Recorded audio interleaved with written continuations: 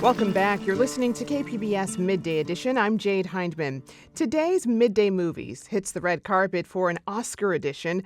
So joining me once again are KPBS Cinema Junkie Beth Accomando and Moviewallas' podcaster Yazdi Pithavala. Welcome to you both. Thank you. Thank you. Okay, so the 97th Academy Awards announced its nominations last Thursday, and here were the nominees for Best Song. El Mal from Emilia Perez. The Journey from the 688. Like a Bird from Sing Sing. Mi Camino from Emilia Perez. And Never Too Late from Elton John. Never Too Late. Woo! So, Beth, I know the Best Song category really kind of annoys you, but, there's been a change this year that I know you're quite pleased with. Yes. So this year, they decided they will not present all the best songs in production numbers during the Oscar broadcast. So I am thrilled about this. I am hoping this is a harbinger of them actually removing the category completely from the nominations list. But yeah, because having the nomination means that people keep adding songs to their movies for no reason other than to try and get an Oscar nomination. And I have not forgiven them for not nominating Goldfinger by Shirley Bassey. So, very happy about this news. All right. Yazdi, your thoughts? Yeah, I'm happy. The Oscar ceremony runs like 3.5 hours. If you can cut out half an hour just from... Just half an hour? Okay. Yeah, just with... I'm good with that. Okay, well, let's start looking at the nominees this year. And Yazdi, what are the biggest snubs that you found? Many snubs, but I think top on the list for me is The Room Next Door, which is Pedro Almodovar's first English language film, which is a beautiful, magnificent kind of meditation on life and death, and with gorgeous acting, and that movie was completely shut out, which is a shame. Say what you might about the movie Night Bitch. I thought Amy Adams in that is so good, and she definitely deserved recognition in the Best Female category. And then I think the one that stings the most of all for me is that the movie Challengers was completely left out. It was left out from Best Film, Best Director, the lead actors. But even within that, I think the one nomination that it missed, which is completely inexcusable, is for its score, because the musical score in that film is just incredible. All right. Well, let's listen to some of it. This is Match Point by Trent Reznor and Atticus Ross.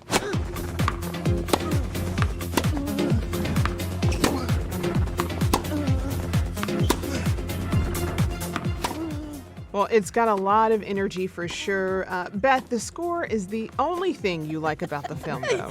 Yes, I can't agree with Yazdi about the whole film as a whole being snubbed, but I do agree the score was awesome. In fact, it was the only thing that kept me watching the movie. So I agree that it deserved that nomination. All right. Well, what did Oscar fail to recognize this year?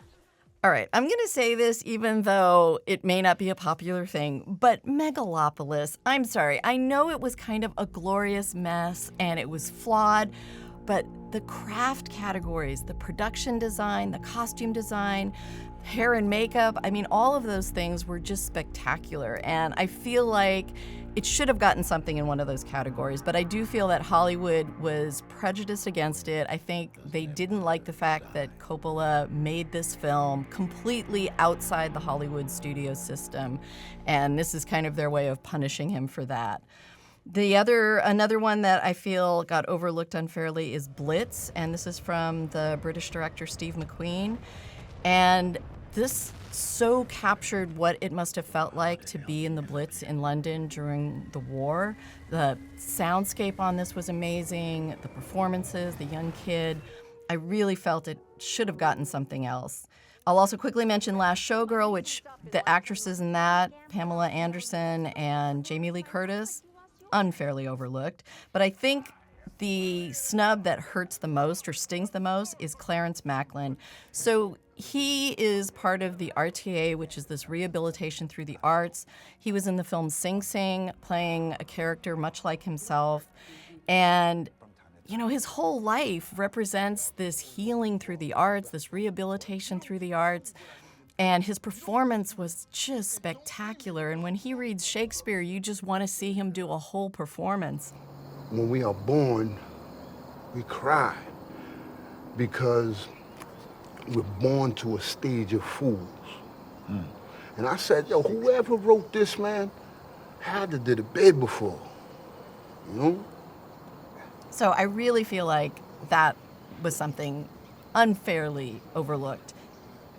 So King Lear just fell off of a library cart and you just happened to pick it up and read a few pages. Yeah, shit funny, right?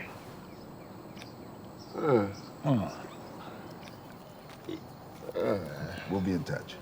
All right. Stay up. Okay, he knows verse. Yeah. Very powerful movie for sure. Beth, were there any nominations that really surprised you and just made you smile? There actually were a few. I think the one that was the biggest surprise for me was Nickel Boys. The film is done completely from the point of view of the two characters, so it's a lot like a Terrence Malick film where it's told in these like brief moments and flashes and memories. It's not a linear narrative script in a traditional sense. So I was really surprised that a film that kind of blew past these traditional boundaries got recognition from the Academy, especially in the Best Picture category. So I was really thrilled to see that. In the documentary category, Soundtrack to a Coup d'etat, again, this was a dense documentary, heavily layered. You were getting images with information, text and graphics with information, voiceover with information, and you were trying to pay attention to all of this in a 2.5-hour documentary. And it was so engrossing and engaging. But I thought the complexity of the format might be something that would put off some Academy voters. But I will say in the acting category, my big joy was Yura Borisov in Honora. He plays Igor, and he hardly has any lines, and yet he is so compelling and engaging, and with so little dialogue, he completely wins us over. And then, of course, as a horror fan, I was thrilled to see the amount of award nominations for The Substance, and especially for Demi Moore. And we can hear a little bit of her in this clip from The Substance when she's running her workout show. Come on! Cross! Push! Kick! Come on! You got it! Hang in there, ladies! You got it! You've got it! Woo! Great workout, ladies! All right, I hope I see you next week for Sparkle Your Life. We're gonna work on the lateral abs, you know, the most difficult part to sculpt. But in the meantime, take care of yourself. Wow. It reminds me of the trips to Vic Tanny's when my mom was going and I was little. Oh my gosh. Well, Yazdi, which nominations were unexpected for you and really pleased you?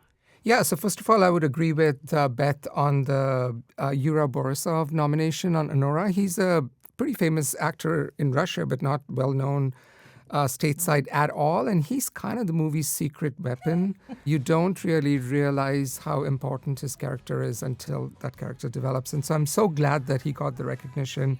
But I'm really happy that Sebastian Stan is having such a good year. He was in 2 movies which were very well received. Interestingly, he got the Best Actor nomination for The Apprentice. Actually, in my opinion, I think he should have been nominated for the other film, which is A Different Man. So I'm glad, nevertheless, for his recognition. I'm also a big fan of the movie Flow, which picked up a Best Animated Movie, deservedly so, but also surprisingly it picked up a Best International Film nomination as well. And that movie, it's just a salve for the soul, I think. It's lovely. It's completely wordless, hour and a half, a beautiful film. Finally, I'm just so pleasantly surprised that a movie that nobody's heard of, which actually isn't even released, it's releasing this Friday, a Brazilian movie called I'm Still Here, did so well at the Oscars, and it picked up Best Film, Best International Film, as well as the lead female acting category. So I'm very pleasantly surprised. All right. Well, okay, so if you could replace 3 of the Best Pick nominees that you disapprove of, which would you remove and what would you replace it with? Yazdi, I'll start with you on that. Yeah, so I actually think if you look at the 10 movies nominated this year for Best Film, it's actually a pretty good list. There's something for everyone. You have the big blockbusters like Dune and Wicked. You have a movie like The Substance, which even 3 or 4 years ago would not have even been considered for nomination because it just, we're so much into the horror genre and then some. There are smaller movies like The Nickel Boys. There are, so it's really a really good category. Having said that, I would personally replace Wicked, which I think is celebrated enough. I mean, everybody loves it.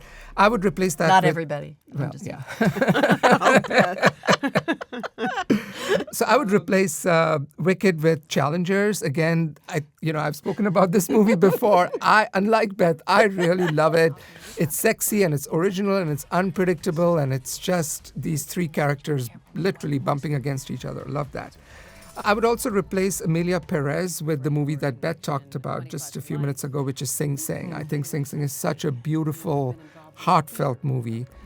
Don't get me wrong about Emilia Perez. That movie has so much energy to spare. It is all razzle-dazzle. But I think it kind of makes a lot of missteps as far as the plot is concerned. And I'm also a little bit wistful of the fact that Emilia Perez now holds the record for the international film to have won the most Oscar nominations ever. And honestly, of all the international movies which have been nominated, like Crouching Tiger, Hidden Dragon, Roma, Parasite, the fact that now Emilia Perez holds that hurts me a little bit. So I would replace Emilia Perez with Sing Sing, as I said. And finally, A Complete Unknown is a perfectly good film, but I think it's very workmanlike. It does its job and it does it very well. But I would personally have replaced it with wonderful smaller films that could have used the recognition. Movies like Didi or Love Lies Bleeding or All We Imagine Is Light. Well, Beth, I think you were even less pleased. So I always seem less pleased than Yazdi, right? Really, this is becoming a pattern, I see. What would you do? What would you replace? Definitely, I would take Wicked out. 2.5 hours, and it's not even done. We've got the second part coming. So one of my favorite films from last year was a horror film called Strange Darling, which I hate to say anything about it because it's the surprise of where it goes that is so effective. But I will say that it is such a carefully calibrated movie, excellently scripted, precisely edited, well acted, like so good on so many points that I would definitely put it up there in the best film category and replace Wicked with that. I also have some problems with Emilia Perez. I love this director, Jacques Audiard. He's very flamboyant and audacious, and I love that he tackles cinema in very exciting ways. But I had some issues with how the plot used transitioning and a character who transitions as kind of a gimmick in the plot. So I would replace it with a film that I think has much more interesting and layered representation of trans characters, and that's I Saw the TV Glow. I also think, even as audacious as Emilia Perez was, I think I Saw the TV Glow is even more ambitious. And this was directed by Jane Schoenbrunn, and she identifies as trans, feminine, and non-binary. And I think she tells a story of the trans community, I think, in a much more interesting way. And that film, I think part of the problem with that film is that there is a bleakness and darkness to it. And I think Emilia Perez feels much more celebratory. So I can understand why voters might not have picked it. I just think it was an amazing film from last year. And then I would also replace A Complete Unknown, but I would probably put in Blitz because I really thought that was a wonderful film. Well, we asked some San Diego cinephiles their thoughts on the Oscars, and here's what they had to say. Hey, it's Eddie Garola from Popcorn Reef, and I am upset about some of the things the Academy did this year. Gladiator 2 not getting a Best Picture nod, not getting a Ridley Scott nod, not getting a Denzel Washington nod. I thought that movie was top-tier Ridley Scott, and I thought it deserved some more acknowledgement. Hi, this is Gabby, aka 7 Octobers, the host of Nightmare on Sedgwick Avenue podcast. I was really shocked that Strange Darling didn't get a nomination for either Best Cinematography or Best Picture. It was one of my favorite films of 2024, and it was shot beautifully on 35 millimeter. Hello, my name is Celeste Lopez, and I'm a full-time security here in San Diego. I believe that one of the biggest snubs to come out of the Oscars was the omission of Nicole Kidman, as she did not receive a nomination for Best Actress, despite all the critical acclaims of her role in Baby Girl. Baby Girl not getting major nominations. I think that movie was really a triumph for A24 and everybody involved in it. It felt like a traditional studio movie, and it also had a lot of provocative and interesting things to say. If I had to replace any nomination, I think it would be in the Best Original Song category. And I would remove Mi Camino from the Emilia Perez movie and replace it with Smile 2, New Brain is the name of the song. I was also very happy to see The Substance, a personal favorite of mine, getting notoriety, as I feel the film truly deserved all 3 nominations. Hey everyone, Sterling Anno here. I just wanted to take a moment to thank the Academy from the bottom of my heart for nominating Luca Guadagnino's Challengers for not only Best Original Score, Best Editing, and Best Lead Actor. Oh wait, I forgot. They gave all of those actually to Wicked and Emilia Perez. The latter of which I'm positive they never actually watched, because damn. Well, the Oscars are all about looking back at the best of 2024, but what are you both looking forward to in the cinemas for 2025?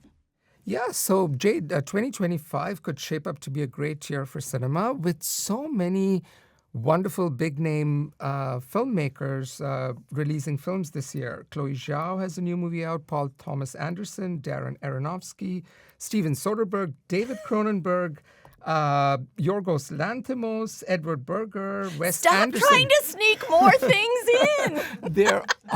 They all have new movies coming out. But the one I would recommend, I want to recommend a couple.